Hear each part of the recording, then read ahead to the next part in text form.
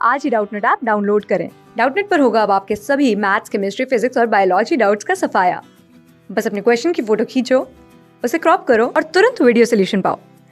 Download now. मतलब बच्चों यहाँ पे क्वेश्चन दे रखा है कि कांच तथा हीरा के अपवर्तनांक क्रमशः यहाँ पे 1.5 तथा 2.4 हैं और कांच तथा हीरा में प्रकाश की चाल का मान यहाँ पे ज्ञात करना है। ठीक है बच्चों, हीरे का कांच के सापेक्ष अपवर्तनांक यहाँ पे ज्ञात कीजिए बच्चों, और थर्ड यहाँ पे बताना है परम अपवर्तनांक से बताना है। ठीक है, तो हमें जो दे रखा है पहले हम उसकी बात कर लेते हैं। यहाँ पे हमें दे रखा है बच्चों कांच के अपवर्तनांक 1.5। ठीक है बच्चों, और क्या दे रखा है, हीरे का अपवर्तनांक हम लिख सकते हैं म्यू डी, और ये दे रखा है बच्चों 2.4। अब हमसे क्या पूछ रहा है बच्चों, पहला हमसे पूछ रहा है कांच तथा हीरे में प्रकाश की चाल। तो हम जानते हैं बच्चों कि अगर हम बात करते हैं कांच का अपवर्तनांक वायु के सापेक्ष, तो यह बराबर हो जाता है बच्चों, और इसे हम इस तरह से भी लिख सकते हैं कांच का अपवर्तनांक अपान ये हो जाएगा बच्चों वायु का अपवर्तनांक। ठीक है, ये बराबर हो जाएगा, यहाँ पे हम लिख सकते हैं बच्चों कि ये हो जाएगा प्रकाश का वेग। ठीक है, अपान क्या हो जाएगा, प्रकाश का वेग वायु में था और ये प्रकाश का वेग कांच में। ठीक है, क्योंकि हम देखते हैं बच्चों कि अपवर्तनांक जो होता है वेग के व्युत्क्रमानुपाती है, और यहाँ पे अगर हम देखें बच्चों तो ये मान हमें दे रखा है 1.5/1 हो जाता है। वायु का अपवर्तनांक कितना होता है बच्चों, 1 होता है।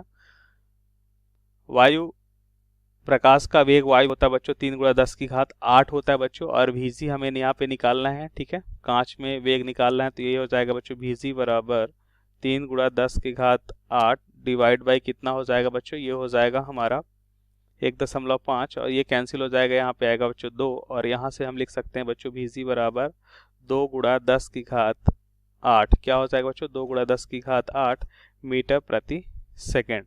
ठीक है, तो हमने अभी क्या निकाला बच्चों, हमने निकाला प्रकाश का वेग कांच में। अब बात कर लेते हैं इसके द्वितीय भाग की, हमें क्या निकालना बच्चों, प्रकाश का वेग हीरे में। ठीक है बच्चों, तो सिमिलर इसी फार्मूले का उपयोग करेंगे, तो हीरे में वेग हीरे का अपवर्तनांक वायु के सापेक्ष हम लिख सकते हैं बच्चों, यह बराबर होता है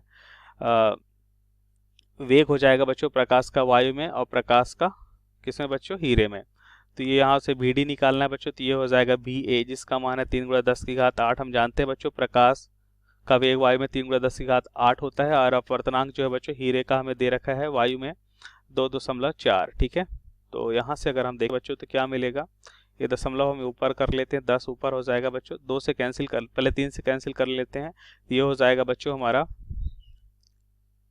3×8=24, 2×5=10 और 2 क्या हो जाएगा बच्चों, ये 4×8, और बी डी बराबर होगा 5/4, मतलब 1.25 होता है ये। ठीक है, गुणा 10⁸ मीटर प्रति सेकेंड। तो यहाँ से हमने क्या निकाला बच्चों, प्रकाश का वेग हीरे में। अब बात कर लेते हैं बच्चों इसके सेकंड पार्ट, हीरे का कांच के सापेक्ष अपवर्तनांक क्या होगा। ठीक है, तो ये तो हमारा पहला ही था बच्चों। ठीक है, पहले का मान लेते हैं ये फर्स्ट पार्ट और ये सेकंड पार्ट। ठीक है, अब बात कर लेते हैं बच्चों दूसरे पार्ट की।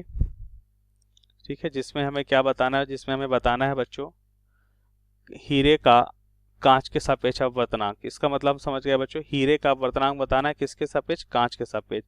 तो इसको हम लिखते हैं बच्चों हीरे का अपवर्तनांक, ये वाली वैल्यू जो बच्चों नीचे आ जाएगी कांच का अपवर्तनांक। ठीक है, अब हीरे का अपवर्तनांक हमें पता है बच्चों, हीरे का अपवर्तनांक यहाँ पे है 2.4,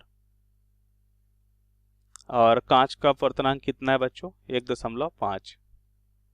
तो यहाँ से देखें अगर बच्चों तो ये वैल्यू तो कैंसिल नहीं होगी, इनको यहाँ पे अगर हम डिवाइड करते हैं तो हमें मिलेगा बच्चों हीरे का अपवर्तनांक कांच के सापेक्ष 2.4 में अगर हम 1.5 का भाग देते हैं बच्चों तो ये मान हो जाएगा 1.6। ठीक है, तो ये आंसर हमें मिल चुका है। अब बात कर लेते हैं बच्चों परम अपवर्तनांक से आप क्या समझते हैं। तो यदि हम देखें बच्चों थर्ड पार्ट की, परम अपवर्तनांक तो परम अपवर्तनांक कहलाता है बच्चों कि किसी भी पदार्थ का अपवर्तनांक अगर हम वायु या निर्वात के सापेक्ष अगर निकालते हैं बच्चों, वह उसका परम अपवर्तनांक कहलाता है। ठीक है, यदि किसी पदार्थ का अपवर्तनांक हम किस में देख रहे हैं बच्चों, यदि किसी पदार्थ का अपवर्तनांक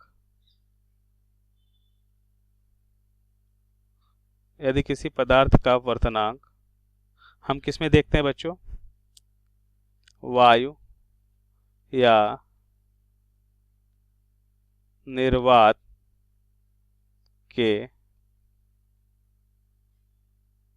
सापेक्ष ज्ञात करना, ठीक है। किसी पदार्थ का अपवर्तनांक वायु और निर्वात के सापेक्ष ज्ञात करना या होना, ठीक है।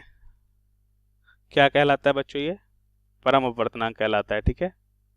यदि किसी पदार्थ का अपवर्तनांक वायु निर्वात के सापेक्ष है, ठीक है, तो वह उसका परम अपवर्तनांक कहलाता है, ठीक है। सापेक्ष होना उस पदार्थ का परम अपवर्तनांक कहलाता है, ठीक है।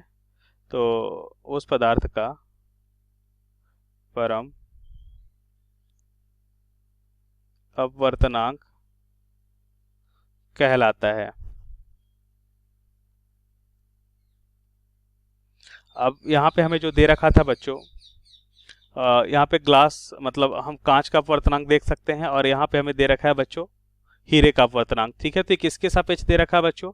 वायु के सापेक्ष ही दे रखा है, वायु निर्वात हम कह सकते हैं। तो यहाँ पे हम कह सकते हैं कि ये कांच का अपवर्तनांक हमें दे रखा था बच्चों, ये कैसा परम अपवर्तनांक कहलाएगा, ठीक है। जो हमें दे रखा था 1.5 दे रखा था, ठीक है। तो ये क्या है? परम अपवर्तनांक ही है, ठीक है बच्चों। ये हमारा परम अपवर्तनांक है, ठीक है। परम अपवर्तनांक, तो किसी पदार्थ का अपवर्तनांक यदि हम वायु निर्वात के सापेक्ष देखते हैं बच्चों, तो वह अपवर्तनांक जो होता है बच्चों, उस पदार्थ का परम अपवर्तनांक कहलाता है। सो थैंक यू बच्चों। क्लास 6 से 12 से लेके नीट, IIT, जेईई मेंस और एडवांस के लेवल तक 10 मिलियन से ज्यादा स्टूडेंट्स का भरोसा। आज ही डाउनलोड करें डाउटनेट ऐप या व्हाट्सएप कीजिए अपने डाउट्स 8400 400 400 पर।